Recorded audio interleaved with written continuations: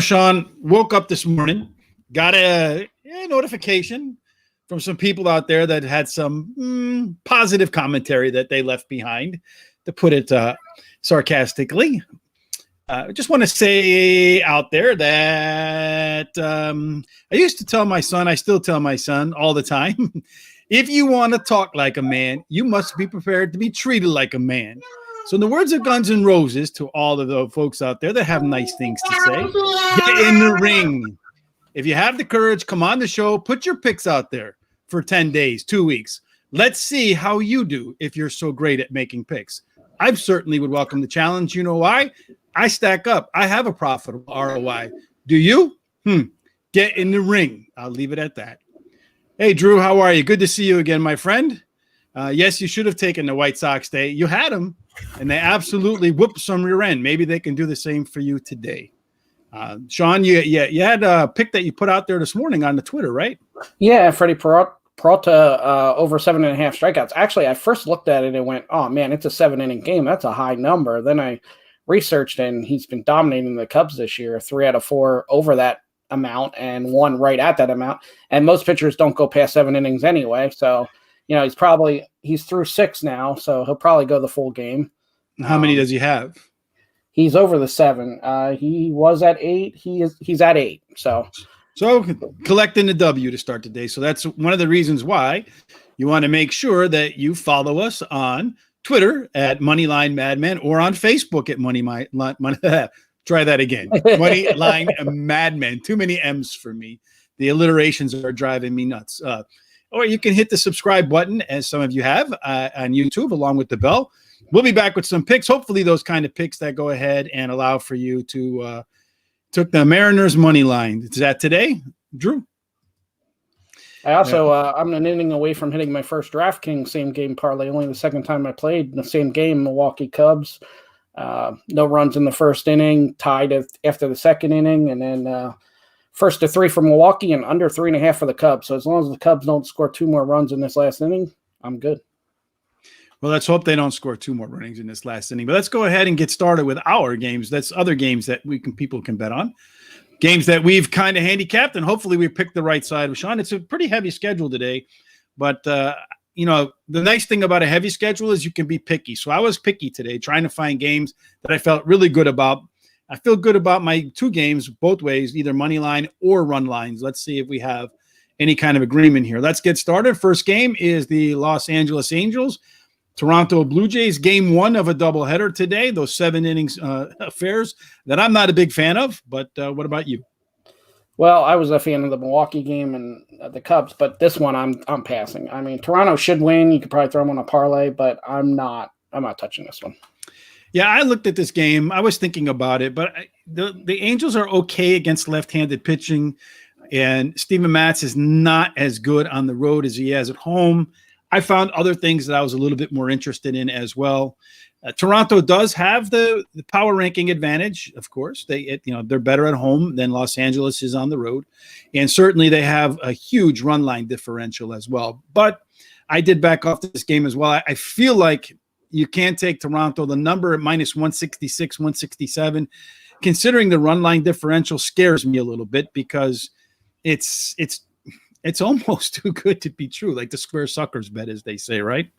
Yeah, I mean, Chris Rodriguez has been okay in the limited time. He's been pretty good, so that might be the reason it's lower. And then looking at the tickets right now, about 70, almost 80 cents on every 80% of the bets are on the Blue Jays, but over 90 cents of every dollar bet on the Blue Jays. Next game is Pittsburgh and Seattle. I'm Seattle. Pittsburgh and St. Louis. Woo! Got to get them eyes fixed. Cardinals are a road favorite. You can get about minus 129. Right now, about 60% of the tickets are on the Cardinals. A little bit, a couple pennies more than that in terms of the dollar amount. Looking at the game, power line, power ranking, and so forth. Again, Pittsburgh, St. Louis does have the power ranking advantage, but believe it or not, Pittsburgh is better at scoring runs at home than St. Louis is at scoring on the road. Under those circumstances, I can't take any side. Yeah, I saw the price this morning and I thought maybe Pittsburgh. And then I looked, Stephen Brault don't go very deep into games. His ERA's low, but he's going 3 or 4 innings and he's given up some runs his last few starts too. So it was a pass for me. Same for me. The LA Dodgers, Scherzer returning back to the to the division he dominated so long, facing the streaking red hot Philadelphia Phillies, Sean's hometown club that he's finally getting on. You can get the Phillies, the streaking Phillies, at plus 145 at home against Scherzer. Are you going to do it? No, I'm not going to do it, but I could see either way of this argument. I just think you're paying too deep of a price to take the Dodgers here. But Scherzer's been on a roll, and Nola has not been that great this year, so it's kind of hard to back the Phillies here as well. Again, looking at this game, the Dodgers have the absolute run differential, scoring more runs on the road than Philadelphia is capable of scoring at home or has done so far. But Philadelphia has been better at home, probably because of their recent streak, than the Dodgers have been on the road as of late. And as you mentioned, they're really begging you to take Philadelphia in this spot and daring you to pay up for the Dodgers. Vegas is telling you they feel like the Dodgers are going to win this game, and they're begging you to bet Philadelphia. Under those circumstances, I can't take a bet. Whatever Vegas wants me to do, I want to do the exact opposite, right? Because as Bill Krackenberger told us, you want to be on the same side as the house. Yeah, I mean, if anything, maybe the Scherzer strikeout total would be something interesting here, but I think it is pretty high too. So you're gonna pay for. He's gonna need a lot of strikeouts tonight to win. So yeah, plus he's known to walk off the mound after an inning. So I really am not a big fan of player props. And I find things that work for me and I stick to them. I guess it's kind of like, well, I don't know. I just can't break out of my habits, I suppose. Next game on the board is the Detroit Tigers versus the Baltimore Orioles. Sean, you got anything in here? Yeah, I'm gonna go Detroit. They're the better team anyway. Then you're getting Casey Mize versus Keegan Aiken, and Aiken's 0-5 and has a high ERA. Mize has struggled a little bit lately, but he's still got the talent. He should be able to shut Baltimore's offense down. So I think Detroit outscores Baltimore here and wins the game. I had minus 125 earlier. I'm looking on DraftKings now. It says minus 130. So right now you can still get minus 122. That's going line shop, and that's the best line I can get for you. Yeah, I will take them. You're going to take him? All right, fantastic. Well, I'm on the same side of this game with you, and we've been pretty good when we've agreed on something, although the pitching matchup is not as wide as you might think it is. You think Casey Mize, first pick of the draft out of Auburn. You think Clay Aiken. You think Singer. That's what I think about. But anyway, they're not that far apart in advanced metrics, so I'm not that impressed by the pitching difference. What I am impressed by is that Aiken hasn't really pitched much, but Mize did get one crack at Baltimore. I think he pitched 7 innings, gave up 4 hits, 0 earned runs, 1 unearned run. And then when you look at the Baltimore, they have the worst run line differential in the American League. Only I think Arizona and Pittsburgh are worse. Believe it or not, Detroit's only minus 50 runs on the season. So that's like less than a half a run per game. Looking at the offenses, Baltimore is number 24 at scoring runs at home, and Detroit is actually number 10. They've been a pretty effective offense on the road. So I think this is one of those games where you can take either way. You can take Detroit at minus 122? Minus 122. Or you could take the run line if you're comfortable enough, because I feel like Aiken's going to let up some runs. And unfortunately, right now, my computer screen doesn't want to come up. So, Sean, you seen anything? Oh, there it goes. The Baltimore run line is you get plus 117 if you want to go with the Detroit. I actually see plus 120 here at DraftKings. So if you want to do DraftKings, you can get plus 120. I'm going to take. I'd feel more comfortable giving up the 1.5 if Casey Mize was pitching better. But the fact that he struggled, lower velocity last time, yeah, for sure. I feel like he's due for a bounce back. Maybe he's got a little bit of tired arm. We'll find out. I'm going to go just straight because there's value in Detroit. I'm going to just go straight Detroit minus 122. But I do feel comfortable enough to maybe go run line if the mood strikes me later on. Honestly, I was shocked that they were only minus 122 with the pitching matchup and Detroit playing decent lately. So I definitely was jumping on that. Next game on the board is the Washington Nationals, soon to be renamed Washington Baseball Team, versus the struggling New York Mets. Did the Mets right the ship at home? Yeah, I think Blake says yes. Yeah, he laughed at that one. He said, yes. He should Carlos, laugh. yeah, Carlos Carrasco has been pitching pretty good since he's come back. Mets should win. I'm not trusting it. Plus, there's no value to it. The one thing I kind of found interesting, but I'm going to pass, there was other stuff there, was the under 8.5. You might be able to do that. Interesting. Some horse racing on the screen. Hope you had the 2. All right, let's click out of here. There we go. I don't know what that was all about. Anyway, go ahead, Sean. So if I would play anything here, I'd play the under 8.5, but I'm not making any official bets on this National Mets game. Carrasco's been pitching good, should be able to shut Washington down. And the guy for Washington, Espinosa, Paulo Espinosa. Yeah, he's been all right too. So they should be able to go under, but I'm not making it official. I found other plays. Well, I think the lines are too big across the board to take the Mets. They should win this game. They do have the advantage both in terms of how much they win at home versus how well Washington plays on the road. They do significantly outscore Washington, but you're paying way too much for that, in my opinion. And then looking at the public money on that particular game, you have the Mets taking about 64% of the tickets, but only 55 cents on the dollar. So it looks like some people are taking a swing, some of the smart money, taking a swing at the Nationals at the plus line. I'm not going to do it because I like some other games much better than that game. Tampa Bay and Boston. Boston has really struggled post-break. Tampa Bay has been rock solid and ripped up the leaderboard, and now it has command over the AL East. Yeah, I like Boston's price here. And Eduardo Rodriguez has been pitching good lately. So I'm going to go Boston here at minus 125. Well, you can get Boston for, let's see, the shop line. Minus 120 is the best line I can get you, Sean.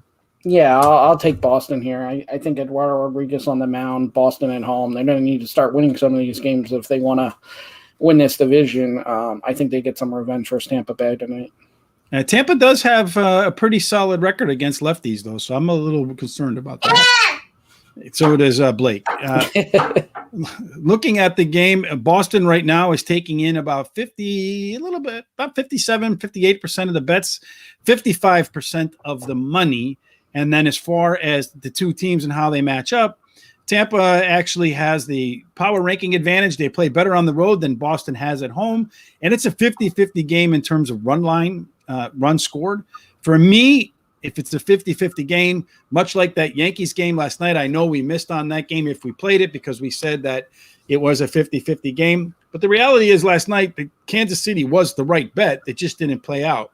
I had a really good friend, great basketball player, would always criticize me if I took a bad shot, even if it went in, and always tell me, hey, if you took a good shot, you took the right shot, you had the right technique, sometimes it just doesn't go in. So to me, the right bet in this game tonight is Tampa because they get the plus line in a 50-50 game, but I'm not going to take it. Next on the roster is Oakland versus Cleveland. Sean, where do you stand on this one? I don't stand anywhere here. Oakland has the pitching advantage, is the better team. Should be able to win, but you're paying too much of a price. And then Cleveland's starting to hit the ball better. So scare me a little bit there. So this was a pass for me. So you can get minus 138. This is my second game on the night. This is a pretty big pitching matchup difference between McKenzie and Manaea. And then when you look at Cleveland, they are 21-23 versus left-handed pitching. So that's okay. Oakland's number 14 is scoring on the road, which is the middle of the road, of course. But Cleveland is number 20, so they do struggle to score at home. Manaea has been much better on the road than he is at home. And lifetime, he's 3-0 against Cleveland. He's 1-0 at Progressive Field. His ERAs are 2.39 lifetime against Cleveland, 1.39 in Cleveland, whereas McKenzie has never faced Oakland at all. When you look at teams' records against above 500 teams, Cleveland is amongst the worst in all of baseball. They have 22 wins and I think, about 35, 36 losses against teams over 500. Only Pittsburgh, I think, and only Baltimore. And believe it or not, the Chicago White Sox have less wins against teams over 500. I'd say the White Sox have less wins over teams over 500 only by one. They have 21 because they've played a lot less teams over 500, which makes me wonder about their chances in the playoffs.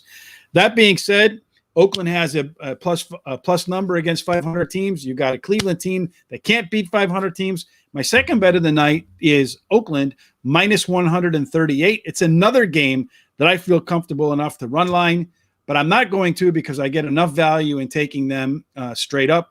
So in that game, if you want to run line and drop 1.5 runs, you're going to get plus 102, 105 with Oakland.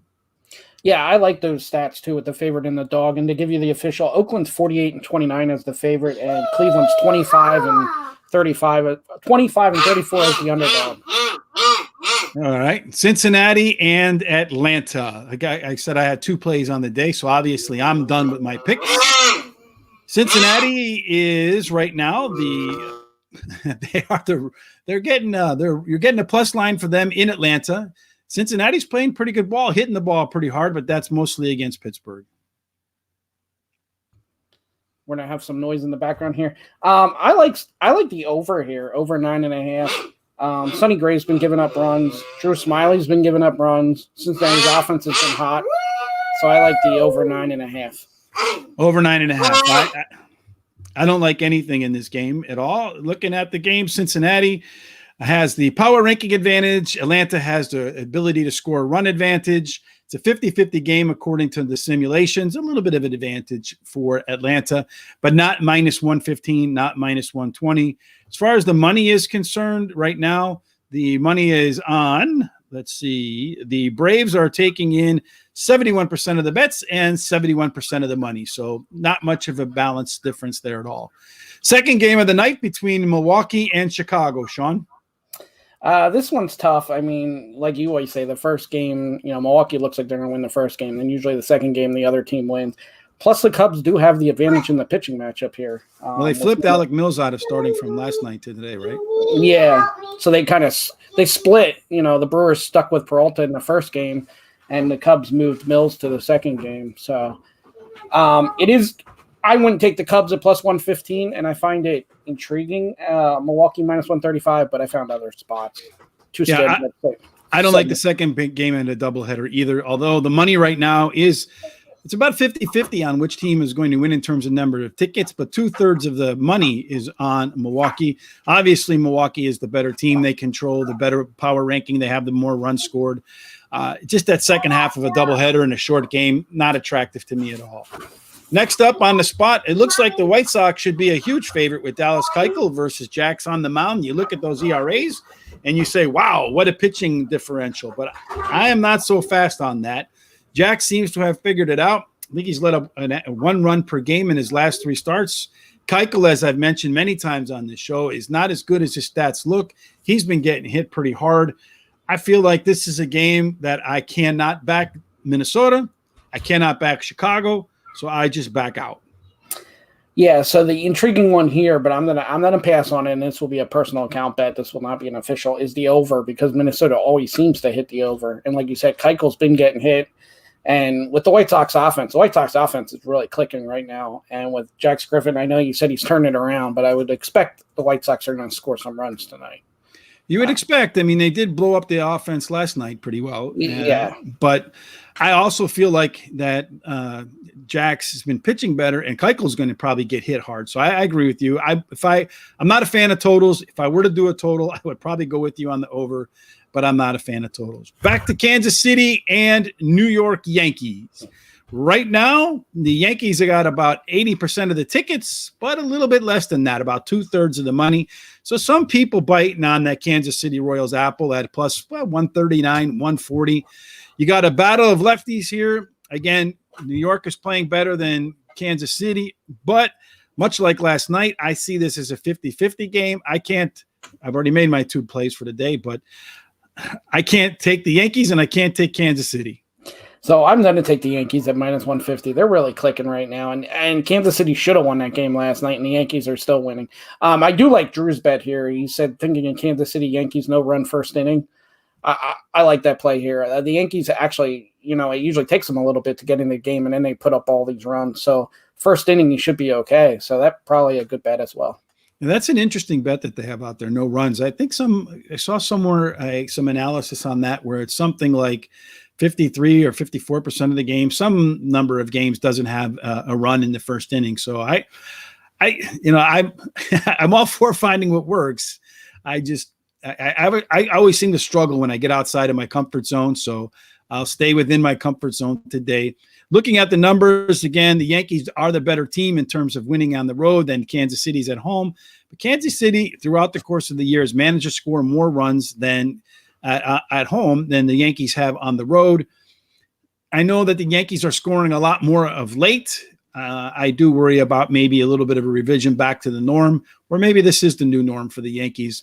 I need a little bit more data to back that up before I wholeheartedly jump on it. Drew said it's at plus 104. I think that's a really good bet. Yankees Kansas, no run first inning, plus 104. Yeah, especially on some, if it's 50-50 and you're getting a plus line, that's a steal. Yeah, I would take that. Yeah, I'm all about math. Colorado and Houston. Houston struggled against a Minnesota squad at home. Now you're going to have to lay 180 against the best pitcher for Colorado, or one of the better pitchers for Colorado anyway. Colorado seems to be on the opposite end. Their bats are kind of hot right now. So maybe Colorado is the road team with a big plus line that you can go ahead and take. Yeah, you could. I'm going to make it official, but I'll probably do something later where maybe I do a $10 parlay and take Colorado and maybe find another underdog and pair them up, because out of the underdogs, Colorado has a good shot tonight. Yeah, I mean, minus. Especially Houston lost, 3 or 4 to Minnesota, and then you saw what the White Sox just did to Minnesota. So Houston's not playing all that great neither, and Colorado's heating up. So yeah, Colorado's definitely hitting the ball. If there's a road team tonight that I think, just based upon recent trends, that I might consider, it would be Colorado plus 168. I feel like they can hang into this game. If you look at the money and the way it's being bet by the public right now, you have the Rockies. Well, it looks like the bettors just absolutely disagree with this, Sean. 72% of the tickets are on the Astros, and 90 cents of every dollar is on the Astros. So it looks like so that means only 10 cents out of the dollars on the Rockies. People are expecting a big bounce back from Houston. It's very possible. I'm not going to back it. If I were going to take a side, I would definitely maybe tip my toe on the recent form, leaning towards Colorado. Arizona and San Francisco. Yeah, this is a no touch for me. Too much of a price, and there's no way I'm taking Arizona. Actually, out of all these heavy favorites that we see, it's kind of surprising that Arizona is only plus 185. Yeah, Zach Gallen has been okay. He's been rocked around a little bit. Wood has pitched really well for San Francisco. They're back home after a little bit of a tough stretch up in Milwaukee, so they should rebound back.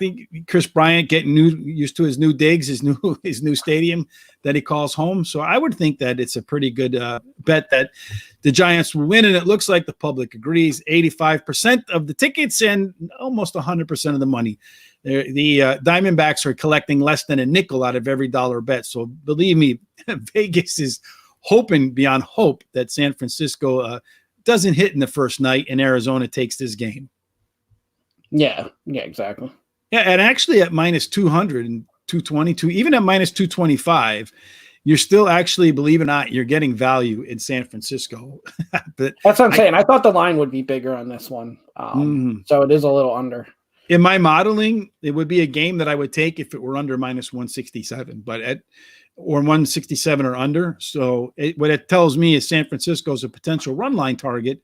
But even if you look at that run line on San Francisco, if you're giving up a run and a half, you're paying minus 110, minus 108.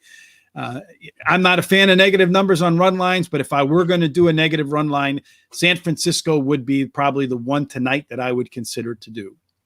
Especially when Arizona, I think, has the worst run line differential. Either they or Pittsburgh has the worst run line differential in all of baseball. So they have not played particularly well on the road or at home or any time this season. Toronto and LA in the second half. This is a game I might consider taking the Los Angeles Angels, and especially if Toronto wins the opener. Suarez is, I think, recently outpitched Stripling. Yeah, so that was actually my exact thought looking at it, knowing you were going to this next game, is you like to do, you win the game one, usually lose game two. This would be the take Toronto game one, take the Angels game two if you can do it. I'm probably not going to do that, but that's what I would do if I wanted action on this series here. Well, I would consider it wholeheartedly if Toronto were to win the first game, and then LA, like I said, Suarez has pitched. I feel like he's outpitched Stripling as of late. Seems to found a groove. The numbers don't back that up, but in terms of the run differential, it is pretty close to 50-50. The power ranking is close to 50-50. You're getting a little bit of a discount with the Los Angeles Angels, which does kind of scare me a little bit. But I feel like that's a home team, especially if are they home, because the first one showed Toronto at home. I don't know what are they playing in a stadium where they're mixing it up? Yeah, I don't know. That I caught that too. I'd have to do more research on this. Yeah, take a look at that real quick for me if you wouldn't mind. But to me, I think that's a game where if LA loses the first half, you can take them in the second half. And if looking at that second game, the Blue Jays are taking in about 68% of the bets, 64% of the money. Miami and San Diego. I had San Diego last night. I said if I were going to take a -1.5 and a -9, I would take San Diego. They did come through and win by what, like 5-3 or something like that. It was actually 8-3. 8-3. Well, by more than 1.5 is all that matters. It's the same scenario for me tonight. San Diego. I can't take a negative run line. It's against my book of rules. You can get as low as -115. It may be one of those tickets that you throw into a parlay just to kind of boost the output, because it's not that far away from a plus money, and it probably give you a bigger bang for the buck than you would get just playing it straight up. Yeah, I liked a lot of other things than betting on this game, but if you're going to do one, I would take San Diego -1.5. I looked up the Angels thing. They're both in Anaheim, so it must be that they owe them a home game. One of the games in Toronto got rained out, and they're just making it up in LA, and they're giving Toronto the home field advantage. So they're just batting last. But yeah, still, yeah. I definitely, if Toronto wins the opener, I would absolutely consider the Angels in the nightcap. Texas and Seattle in this particular game. Looks like our guy Drew is a little bit on there with the Mariners, and he took the Mariners in the money line -205. I think that's probably a pretty safe bet. The public agrees with you too there, Drew. 73% of the tickets are on the Mariners, as about 80 cents on the dollar. And then when I looked at this number, the Texas team gets smoked in terms of power rankings and smoked in terms of runs scored. They're just playing horrible baseball right now. Seattle's competitive against everybody. I feel like they probably win this game if they play it 65 out of 100 times. I agree with you. Just -200 is outside of my zone. And again, the run line at -105 is a little bit closer to my liking. If it were to sneak up to a +100 where it opened, I would be absolutely 100% on Seattle if I can get +100 and -1.5 runs. It's close enough for me. I'm going to take it -105. I'm not going to worry about those, the couple pennies that's going to cost me. I'm going to take it. The only worry I have here is that Seattle is not a favorite much. They're the best underdog. As a favorite, they're only 9-11, but I don't vision them losing to Texas at home here. Well, I mean, maybe they win by 1 run, right? That's what you're paying for. Yeah, but those stacks, the 9-11, as long as they're winning, that wouldn't matter. So I expect them to win this game by 2 or more runs. Plus, Drew, Sean, you guys don't want me taking Seattle either way, because whenever I'm on Seattle, they lose. And whenever I'm against them, they win. So if you want, you can hit me up at PayPal. I'll go ahead and bet the Texas team to ensure that you both win. There you go. That seems to work out all right for me half of the time. So, well, that's pretty much it for sports today, Sean. Tomorrow we'll be back with some golf picks again. It's quick, amazing how fast the week goes by. And then after that, we got some pro football again. Yeah, I was going to say, the week doesn't go by until college football and pro football starts. Then those Saturdays, Sundays, during the week goes fast, the weekends go fast. It's, and then before you know it, we're in February and it's the winter and there's no football. Time warp for sure. Yeah. Yeah, we're working on, hopefully, we'll see. We're working on getting a very special guest for next week. We'll talk a little bit about one of the biggest events of next weekend. If we get it, we'll certainly let everybody know. Make sure you head over to our sponsor if you like horse racing, over to horseracingradar.com. We put on a good show today. Thanks, Drew. Have a fantastic day. Go Mariners. If you like horse racing, head over there. Our guy Terry today put out a trifecta. His picks were a little bit upside down, but his top 3 picks combined to pay over $240 or something like that for a trifecta for 50 cents. So if you had boxed it would have cost you $3 and you would have gotten back more than 200. I don't know where else in the world you can get a return like that in a minute and a half, Sean. No, and then yesterday with your top picks on the tip sheet, pick 5 for Prescott was over $1,000. Yeah, for the number 1 pick, yep, won every single race for sure for the first 6 races, and then second pick won the next 2 races, which was. I was thinking if I ever swept the card before with the top pick winning every single race, and it's not something that I can remember doing, but I'll keep that in mind for next time. Anything else, Sean, before we roll? No, that's it for today. Fantastic. If we had to pick one bet tonight, one last question from Drew. If we had to pick one bet tonight, which would you go with? One bet each. Go ahead, Sean. Which one? I'm going to go Detroit over Baltimore. That's the one that grabbed my attention first off today, and I really like them to win. I think Oakland has the better advantage tonight in terms of pitching matchup. There's not, like I said, that big of a not big of a difference between Aiken and Mize as you would expect in the advanced metrics. There's a much bigger metrics difference between the A's pitcher Manea and Tristan McKenzie from Cleveland. And then when you just look at Cleveland's record against top competition, they're terrible. So for me, mine would be Oakland A's. All right, Sean. Hopefully those are 2 winners because those are our 2 bets, at least my 2 bets for the night. Quickly recap what you got, and then we're out of here. I have Detroit, obviously, morning line versus Baltimore at -122. -122, Boston morning line. And then money line. There's not horse racing. What did I say? Morning line. Yeah. Then I got the Yankees -150 versus money line. Money line, yep. And then Seattle minus a run and a half on the run line versus Texas. All right, fantastic. Folks, thanks for joining us today. Make sure you tell your friends about us on Facebook, Twitter, Instagram, TikTok, however it is you communicate. Friends don't let friends bet without Moneyline Madmen.